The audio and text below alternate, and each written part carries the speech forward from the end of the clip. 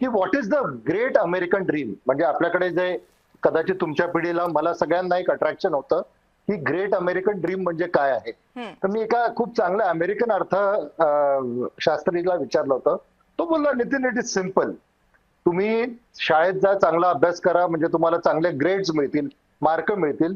तुम्ही चांगल्या विद्यापीठात जा, चांगली डिग्री घ्या, मग तुम्हाला चांगली नोकरी मिळेल, तुम्ही एखादं चांगलं घर बांधाल, तुम्हाला चांगली बायको मिळेल, तुमचे मुलं चांगले शिकतील आणि तुम्ही कार घ्याल, फॉरेन टूर्स कराल, हे ते.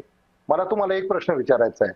आज जर भारतात कुठल्या मुलांनी किंवा कुठल्याही विद्यार्थ्यांनी मुलींनी हा जर पाथ घेतला, शाळेत जाताना व्यवस्थित शिकले, पुढे चांगल्या डिग्र्या घेतल्या, त्या हिशोबाने चांगली कामं केली, अगदी आयटी मध्ये सुद्धा, लोक म्हणतात आयटी मध्ये सॅच्युरेशन आहे, पण आयटी मध्ये आजही चांगल्या नोकऱ्या उपलब्ध आहेत जिथे लाखभर रुपये पगार तुम्हाला भारतात मिळतो, जो अमेरिकेशी कदाचित कम्पेअर होऊ शकणार नाही, पण आपल्या इथली महागाई बघता ते बरोबर होतं. हं, हं. दुसरी एक गोष्ट, की एक गोष्ट लक्षात घ्यायला पाहिजे की 95 पासून जे Y2K बूम आला होता, हं, हं. ज्याच्यात अमेरिकन मध्ये खूप आपल्या इथली मुलं गेली होती, आज ती सिटीजन्स तिथं झालेली आहेत.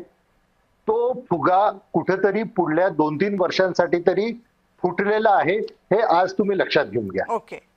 ट्रम्प तुम्हाला दोन्ही तिन्ही बाजूंनी, अगदी तुमचं चबाहार बंदरगाह असो, तुमच्यावरती लावण्यात येणारं टेरिफ असो किंवा हे असो. आता अजून याच्यातली पुढची एक गोष्ट मी तुम्हाला सांगतो. जी मुलं 2024 पर्यंत गेली, ज्यांच्याकडे आतापर्यंत H1 आलेला आहे, ती सुखी आहेत.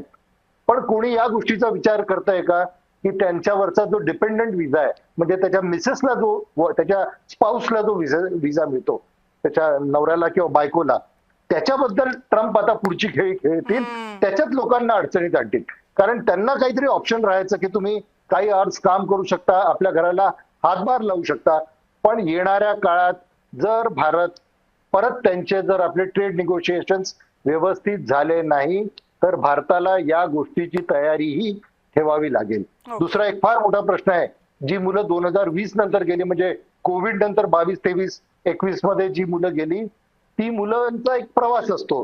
म्हणजे एक तो स्टुडंट F1 विजा, त्यानंतर H1B विजा, हं. त्यानंतर काही वर्ष काम करून ग्रीन कार्ड आणि काय म्हणतात त्याला शेवटी सिटिझनशिप. नागरिकत्व. म्हणजे माझ्या सोबतची जी मुलं 99, 98 पर्यंत डिग्री करून गेली, त्या सगळ्यांनी माझ्या देखतच 2012 आणि 16 मध्ये मत दिलं. मी इलेक्शनच्या वेळी गेलो होतो USA ला. हं, हं. तर ती मुलं आता सिटिझन झाली आहेत, त्या लोकांना काही प्रॉब्लेम नाही.